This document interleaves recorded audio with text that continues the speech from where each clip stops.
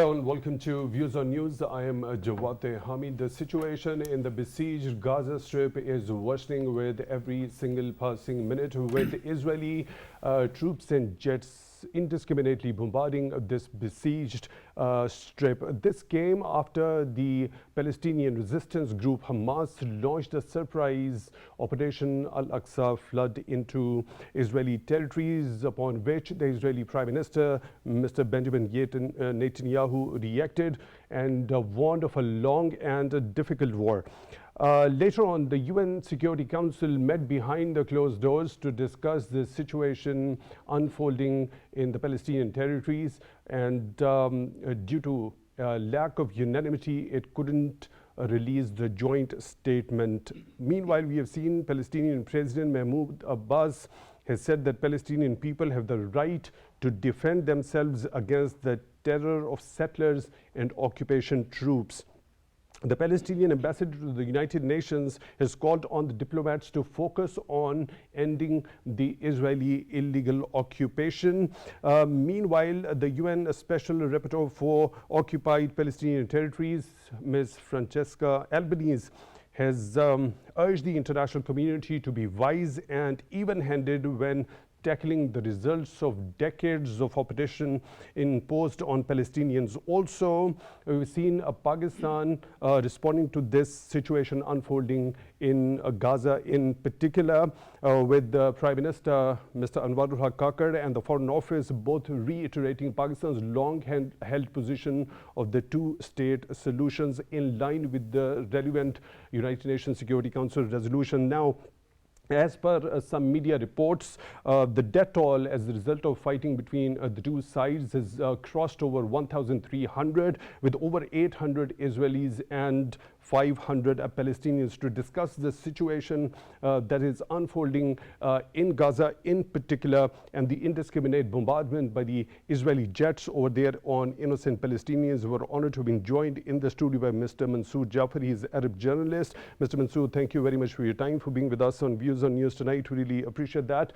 And at the same time, on Skype, we are being joined by Professor Dr. Aqab Malik, his expert in international relations. Dr. Aqab, thank you very much for your time, also for being with us on Views on News tonight. Really appreciate that. Let me begin the discussion with you, Mr. Mansoor. Now, talking about this particular operation, Al-Aqsa flood by the Palestinian resistance group Hamas, what do you think has prompted this Palestinian group to launch that surprise attack? Thank you.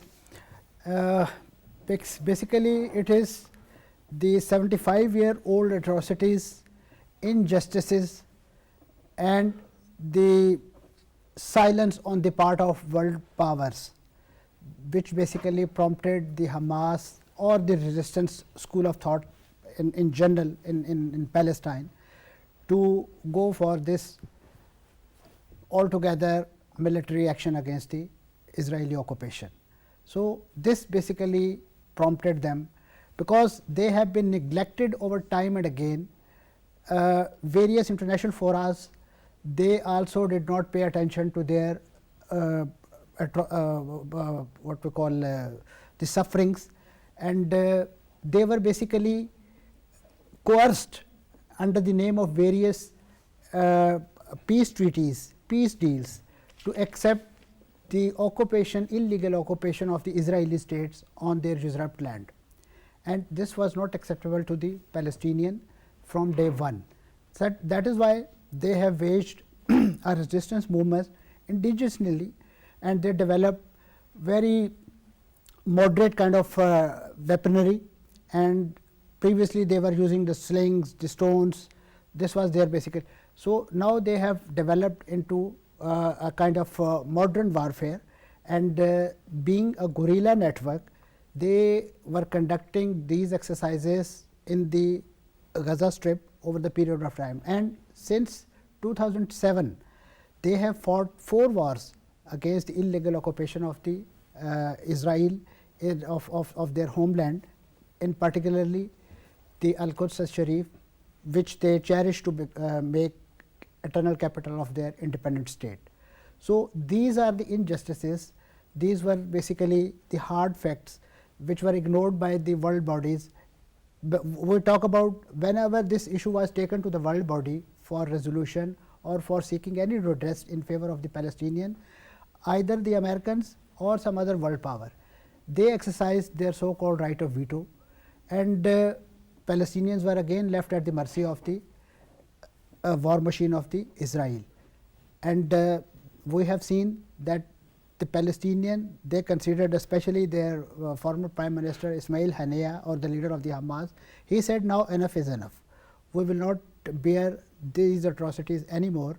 We are going to exercise our legitimate and internationally recognized right of self-defense and resistance against the illegal occupation. Right. You already mentioned that it was years and decades of injustices which were being meted out to the Palestinian people over there. Right. So that actually prompted Hamas. Now, you also mentioned that this time around, Hamas has acquired some certain level of weaponry, right? Yes. Despite their acquisition of certain level of weaponry and launching such operations, what about the symmetry of the warfare that if we try to understand the symmetry between if both the sides go to war, does it happen to be symmetric or is it asymmetric despite Hamas acquiring those weapons against the Israeli troops? There is no comparison. Israel happens to be the 18th mightiest military in the world, having all the modern weaponaries starting from the F-16, F-15, F-35, and even now the American ship carrier that has arrived to rescue them from the clutches of the Hamas. So this is a kind of mockery. So there is no comparison between the weaponry or the techniques which are used by the Hamas, being a resistance group, a guerrilla group, and the state of Israel. Certainly they have exercised this military might over the period of time, and the modern techniques and the technology about which the Israelis have been boasting a lot, and the countries who were basically inclined to join the bandwagon of diplomacy or diplomatic relation with the Israel, they also plead, including some Muslim countries unfortunately, that if we recognize the state of Israel and establish normalization or diplomatic relation with them, we will be the beneficiary of all these technical advancement and especially the espionage. You have seen this espionage, this technique and technology did not favor Israelis. They were taken aback when Hamas warriors, they smashed their smart walls that was basically besieging the Gaza Strip over last 15 years, and it was turned into the world largest open sky jail. So this was in this way. There is come to this particular point to take your detailed view regarding the Israeli defenses couldn't actually stop this particular operation on the part of Hamas to be carried out. Let me go to Dr. Aqab. Dr. Aqab, what's your understanding regarding Hamas being prompted to carry out this surprise Al-Aqsa operation, Operation Al-Aqsa Flood? I think it's we have to look at what's been happening to the Palestinians in the last few years. Not just Gaza, but also the West Bank, when masses of settler incursions going to different Palestinian locations and villages and houses and forcibly evicting them. This has built up a lot of pressure on the Palestinians. And as you have a pressure cooker and you don't let allow an outlet, what's happened is it exploded. The fact of the matter is that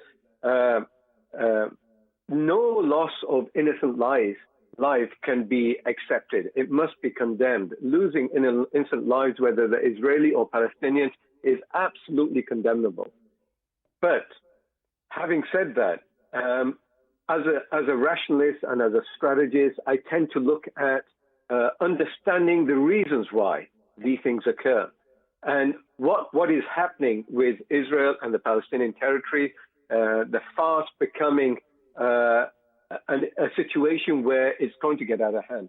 The fact of the matter is also that the United States has been pushing dialogue between the different countries to recognize Israel, for example, the United Arab Emirates and Saudi Arabia.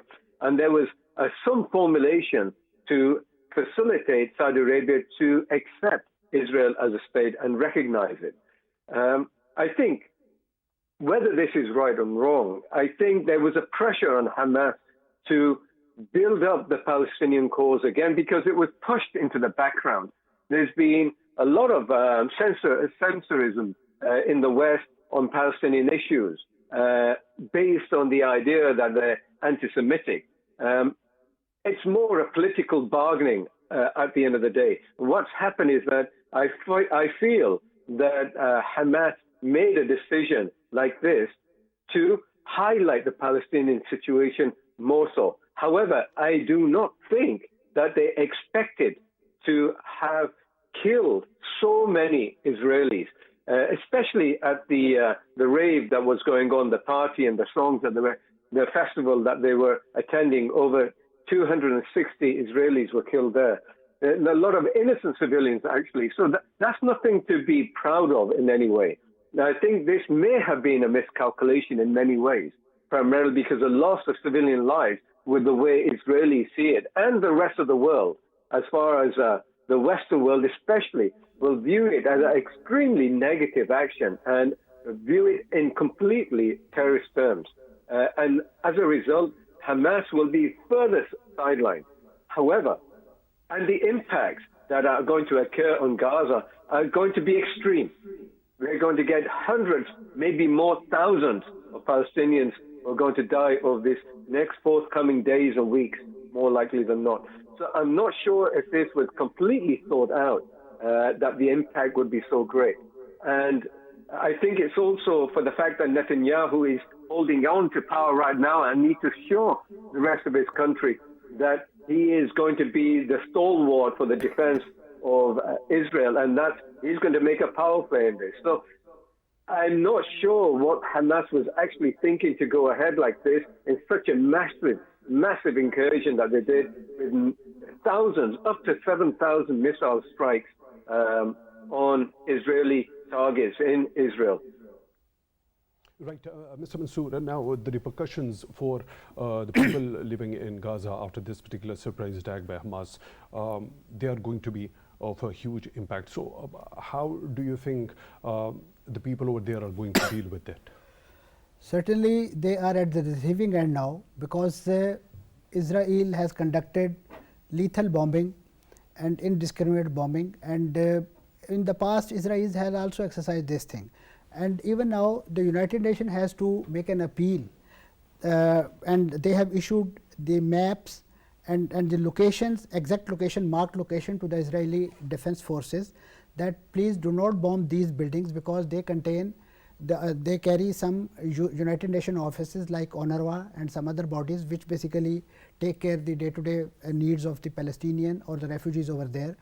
But even Israelis are not listening to that, because they are finding a bunch of people who have taken refuge for the safety of their life in those compounds, and Israeli finds them easy target, and they bomb them indiscriminately. So that right. So when we specifically talk about Hamas, would they have thought over it? What could be the reaction from the Israeli side? Exactly. In the past, if you analyze the past war history of the Israel, or the war between Hamas and Israeli state, there have been identical kind of what we call the killings, the destruction, but its magnitude was not to this extent. Now the Al-Aqsa flood operation, which was carried out by the Hamas, that has caused for the first time casualties in greater number than the casualties which are inflicted to the Palestinian. Even the number speaks about this story. So certainly, in order to satisfy their own masses in the Israel and in the streets, Netanyahu or their ultra-right extremist government, they have to take, I am not justifying it, I am telling it is the mentality of the Israelis, and especially the Netanyahu, that he sends a very severe backlash to what he is, because if you analyze his political history, he has basically he is in collision with their own judiciary.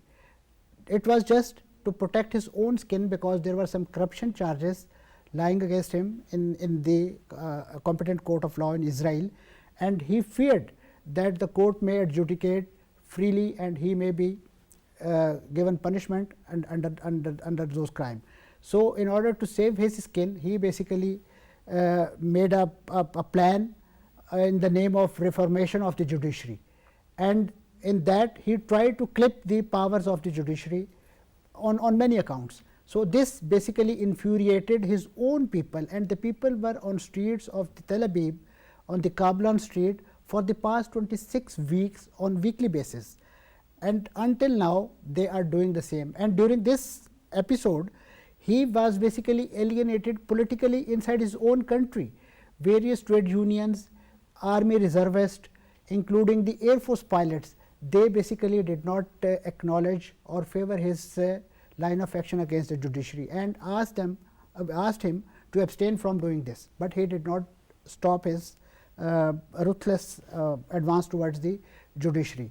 So, inside Israel, he was very weak.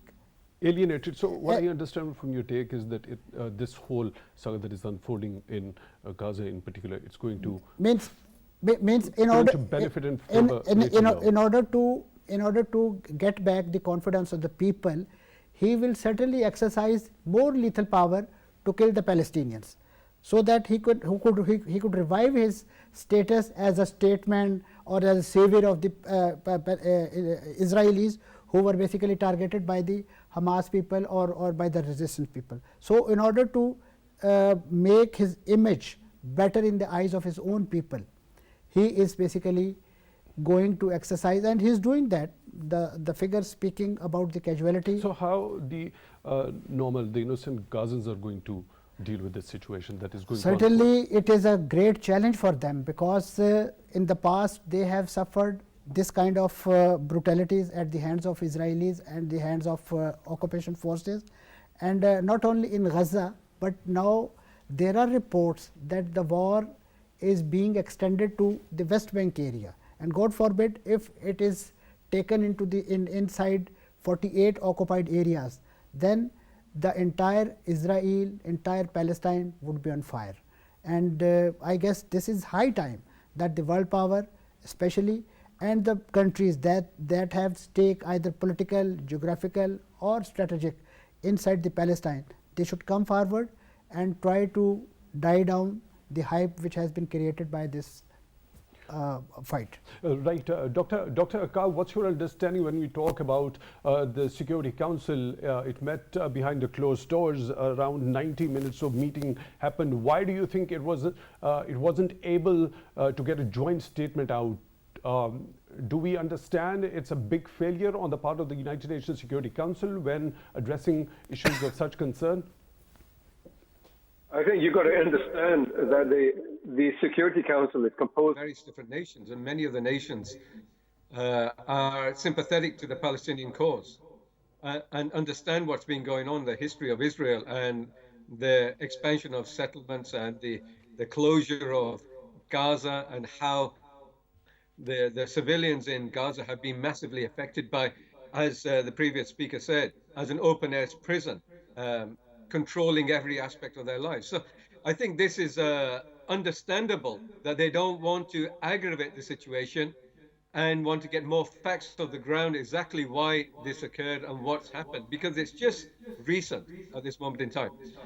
However, also you have to look at the composition of the Security Council, especially the veto members, and Russia and China included, who are not going to agree with the United States on matters where United States may be deploying their naval assets in the Mediterranean Sea next to Israel. That would be threatening to Russian interests, Syria, for example, and other countries. So I feel that they see it in a different strategic manner altogether. And because of the war in Ukraine, they're on polarized ends of the spectrum now. So I think we need to appreciate that there's not going to be any agreement within the United Nations at this moment in time. Also, we have to look at what the United States is going to do. I don't think the United States is going to actively get involved in the war or the conflict as it hasn't before, They may supply weapons, but I think they're going to limit it to that and support it morally and maybe through weapons, but not with troops on the ground. So I don't think there's going to be an escalation just because they want to contain this conflict and not allow it to spread within the Arab world in general. And it could easily do that. Right, Mr. Mansoor, what's your understanding regarding this particular meeting of the United Nations Security Council? Frankly speaking, the history of United Nations vis-a-vis issue of Palestine is very shameful. And since the inception of the Israel, when Israel was created and the voting was done, planned in the United Nations, so the United Nations at that time basically violated their own charter, because the required number of votes were not in favor of the Israel for the creation. So they asked for the deferment of the vote. And according to the constitution of the charter of the UN, voting cannot be deferred. Then they tried to buy votes of 3 poor countries at that time and coerce them to vote in favor of the creation of Israel. So this is basically an illegal entity that has the sanction of United Nations. So how can we expect any justice, any kind of humane gesture against the people whose land was usurped by the Israelis, and they accorded sanction to them as an independent state? I'll take your view regarding the statement that has come from UN Special Rapporteur for Occupied Palestinian Authorities. For now, we are joined by another participant in the show, Lieutenant General retired Ghulam Mustafa, Senior Analyst, joining us on phone. General Ghulam Mustafa, thank you very much for your time, for being with us on the show tonight. Really appreciate that. How do you see the situation in Gaza in particular, with Israeli jets indiscriminately bombarding the innocent Gazans unfolding in the coming days? I'm sure you must have heard the defense minister from Israel, who said that we treat them like animals. That has been their attitude, and that is how they are doing it. This is the worst kind of bombing that one has seen. This is the 6th series of bombing offensive against those people in Gaza, that very small strip. Multi-story buildings are falling down, people are dying. Nobody is pushing about it. Nobody, particularly the champions of human rights, cannot push about it. In fact, when you look back over it, I think the biggest human rights violation is the creation of Israel itself. And thereafter it's been a downhill ever since. And they're very clear that, if you, I'm sure you recall the BSF map displayed by Netanyahu with UN, when he said that we are unfolding a new Middle East with Israel as the pivot, and this is a new map. There is no Gaza. There's no Palestinian Authority. There's nothing of that sort. I mean, how can you ever expect justice from these people? If you sure recall that just before he was to leave his office, Trump Sahab gifted Quran High School Prize. They have the right, belong to Syria. I don't know how are we. And oh, by the way, I mean, when you're talking about it, and before Israel was implanted in this land, there were people living there, the Arabs of this area. They were Muslims, they were Jews, they were Christians. They are living in harmony. There was no problem. Muslims never put the Jews out of their land. I know basically historical injustice. It has to be undone. It has to be undone not by UN or by the Western-led democracies. It will be undone by the people themselves, and they are at it. And I'm sure it's not now, maybe later it will happen. Right, General Mustafa, when we talk about this particular operation, Al-Aqsa flood carried out by Palestinian resistance group Hamas, don't you think they would have calculated beforehand the kind of repercussions the innocent Gazans were about to face after their incursion into Israeli territories? There comes a time when logic is left behind. I mean, you're going to die regardless, and they are being killed every day. Right now, as we speak, there are more than 6,000 Palestinians languishing in the Israeli prisons, and about 2,000 of them don't know what is their crime. I mean, how can you expect justice and if you know what happened in Aqsa, Masjid Aqsa? And when they see that Israel and their backers in the West have decided to arbitrate this some of the clause, Palestine and Gaza and whatever, and has been destroyed in UN, no less. What do the people do? They are going to die, they know that. They will die one way or the other. So better die fighting. Right, General Mustafa, the United Nations Security Council met behind closed doors to discuss this particular situation unfolding there.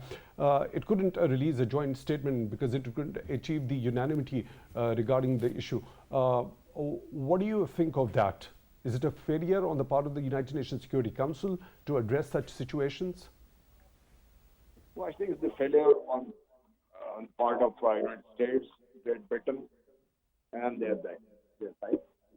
Because they should realize that there are certain other powers in the world that are emerging on the scene, and they understand that the Abraham Accords, they are allowed to continue and succeed. This region called Middle East will be no more, and it will all be, as Jafar said, it should be Israel-centric Middle East. There are people in the power who don't like it. They don't accept that. They don't like it. I'm sure you remember. I think about a week back, there was a drone strike in Syria killing 100 people. Who did that? Why? Right, Lieutenant General retired Ghulam Mustafa, senior analyst. Thank you very much for joining us on Views on News tonight. Really appreciate that. Mr. Mansoor, that particular statement that has come from Mr. Francesca Albanese, that the international community should be wise and even-handed when tackling the result of decades of oppression imposed on Palestinians. How do you look at that? On one side, the UN Security Council couldn't achieve the unanimity. On the other, we see a very different sort of a statement coming from the special Certainly, being a thorough diplomat, we expect such a nicely worded statement from them. But these statements, if they are not translated into reality or into the fact that leads to end the injustices which are being meted out to various societies and various set of people around the globe, then certainly these statements cannot fetch any kind of peace in any part of the world. And this has been the fate of Palestinian, and Palestinians have been listening to such nicely worded statements, very fiery speeches from the Muslim leaders, from the Western leaders, from the human rights activists, but nothing happened, nothing translated into reality, and the Palestinians continue to suffer. And basically these kind of suffering have multiplied their disappointed to manifold. And as we mentioned in the start, that this basically prompted them to wage an all-out war without, means to an extent without, I won't say that without considering the consequences of this war, because they knew that there will be a backlash, and they expected this backlash, and they have experienced this backlash in the past as well. So they were left with no choice, because world bodies are not paying attention to their any kind of suffering, including the OIC, sorry to say, being a representative body of the 58 Muslim countries, independent countries.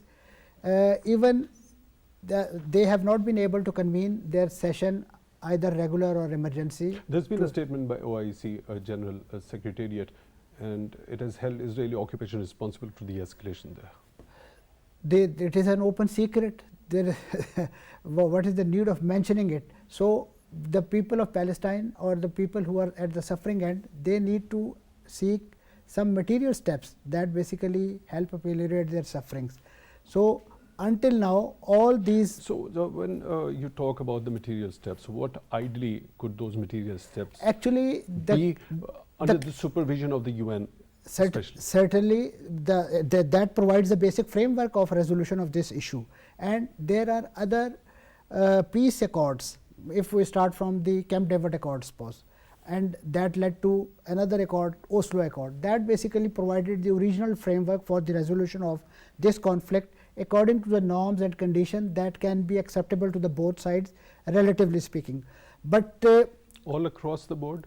On both the sides? On both the sides to an extent. But there were repercussions of those Oslo Accords in particular also. There were assassinations leading up to that. Assassinations also leading up to that. Actually, so they are the people who were basically against this kind of Oslo Accord at that time. They were from the same same class set of people who are now in power in Israel. So, they did not accept this peace solution at that time. So, what do we expect from the world bodies or from the guarantor like the United States of America that basically guaranteed the implementation implementation on the phases which were basically agreed in the Oslo Accord at that time. Israel budged from each and every step that was agreed upon. The division of the areas, the settlement continued to be built in those areas, and the bone of contention, which was basically the Al-Quds, the status of Al-Quds Sharif, whether it will be the capital of the state of Israel or it will be the capital of the independent state of Palestine. So, Israel, especially the sitting regime, is not willing to budge on this issue. Likewise, the Palestinians, certainly they have their own commitment. They do not consider it a piece of land, they consider it a cause that is directly attached to their faith and iman. So, this kind of attachment, sentimental attachment or the religious attachment with this issue is bringing up all this kind of unrest and enabling the struggling Palestinian to rise against those injustices which cannot be addressed so far. Right. Dr. Aqab, what's the way forward from here onwards? A number of points which have been mentioned by Mr. Mansoor. What's your understanding regarding that? I think it comes down to the international community more than anybody else, because this conflict has been inset for decades in this particular realm at this moment in time. But the conflict between the people who are resident there and exterior forces has been going on for centuries. It's been a point of unrest in the region for centuries. So I think it's not to look at it negatively, that there's no really recourse to any solution, but I find that it's not an easy solution. And until all the sides are involved here, whether it's the Western powers and the Arab nations and the Islamic Ummah, whether they can get together and make an understanding between each other, that's what really matters. However, the problem here is that the Western power, the global environment, the global economy is run by the West at this moment in time. And as a result, the inclination is to maintain power for the Western interests in Israel, as opposed to the interests of the other countries surrounding that region, and especially against the interests of the Palestinians, who are the ones who have really lost out in this conflict for the last few decades. So I think what it really comes down to is looking towards the future and understanding that this issue, like Kashmir, for example, will not go away until there is resolution amongst the regional parties and for the benefit of the people that live there. We also have to recognize, and the Muslims also have to recognize, that the Jewish people do belong there as well.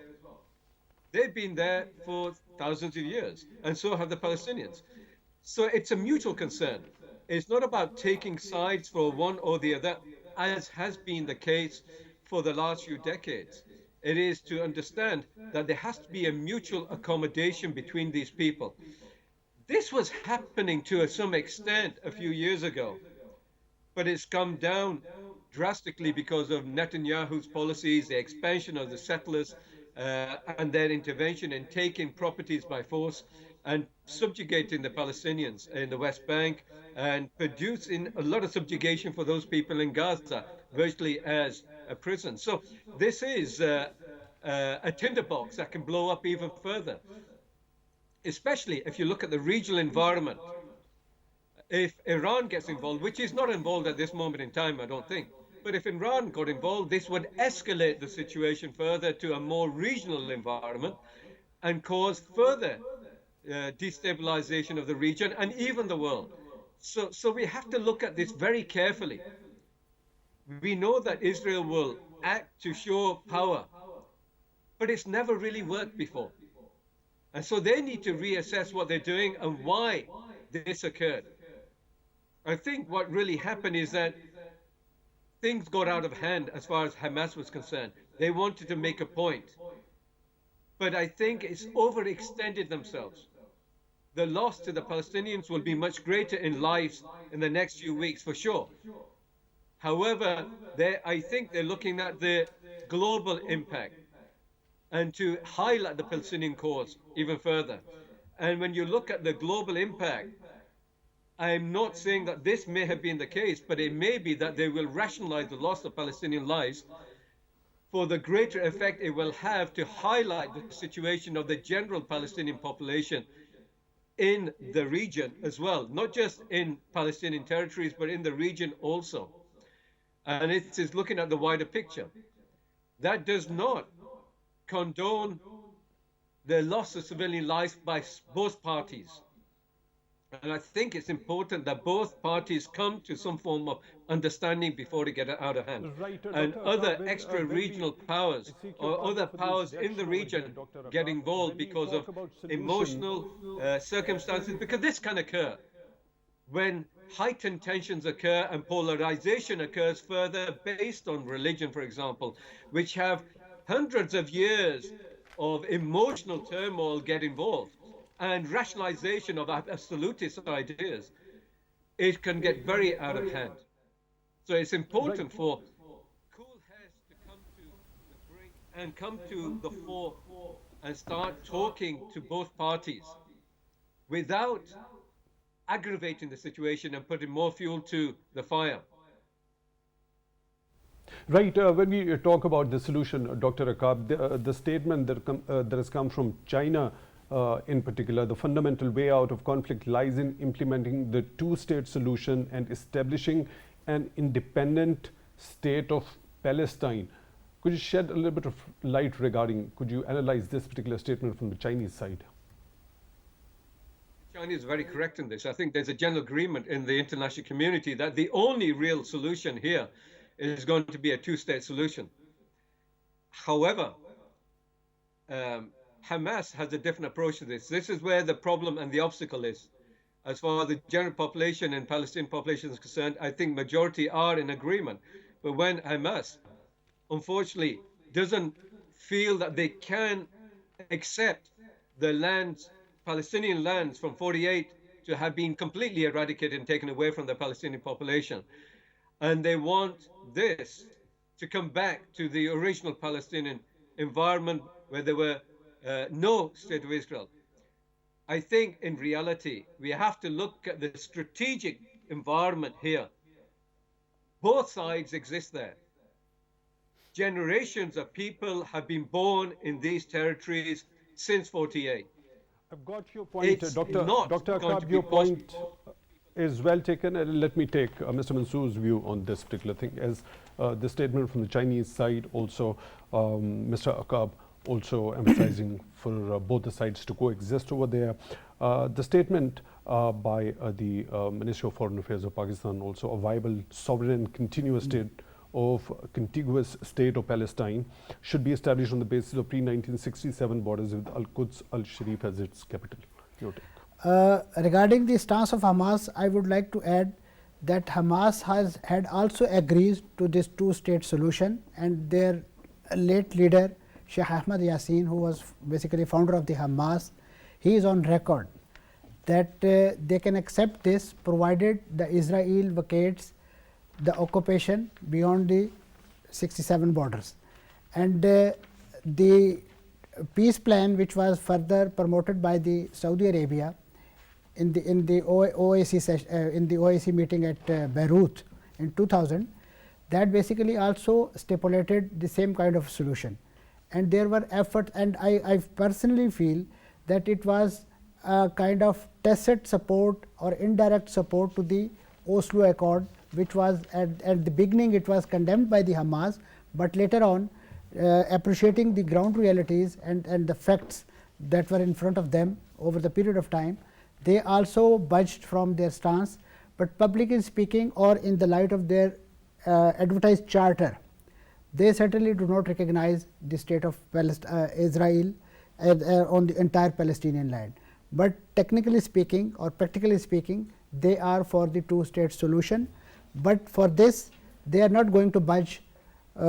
Means I am not talking only on behalf of the Hamas, but the overall Palestinian who basically support the resistance or who considered that their country has been disrupted by the illegal occupiers and those who have been brought from entire world and they have been settled down in their native towns.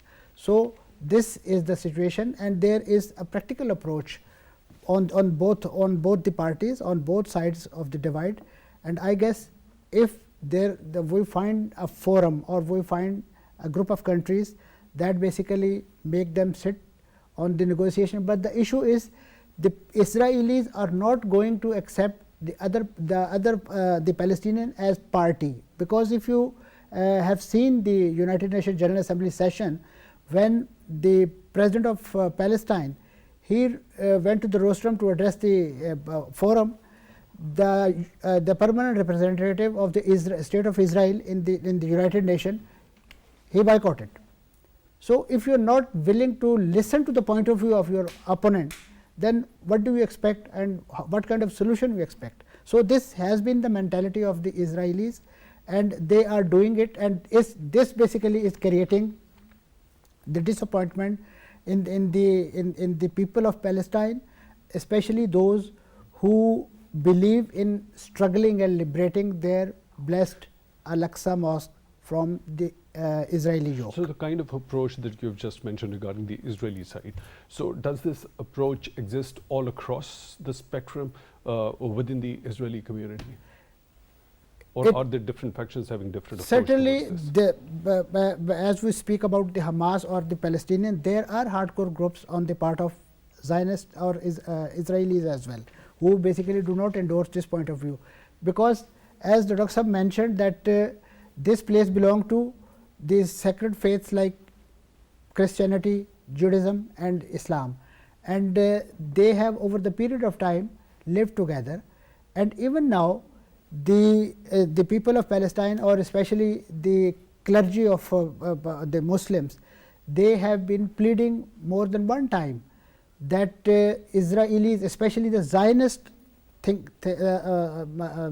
mindset in the state of Israel, they are basically creating all the problems. Otherwise, the common Jews who basically believes in peaceful living with the Muslims, with the Christianity, they are for the acceptance of the two-state solution, and they have been advocating it among the fellow countrymen. Right. One last question regarding the act the Palestinian group Hamas has carried out. Now, is there any justification of such type of armed struggle against the illegal occupation when it comes to international law? There are certain relevant UN resolutions regarding this. This right has been entrusted by the international law and under the UN Charter, that if your piece of land, a country is under the occupation, you have the legitimate right to fight against that and get your country liberated. So international law justifies that? Sure.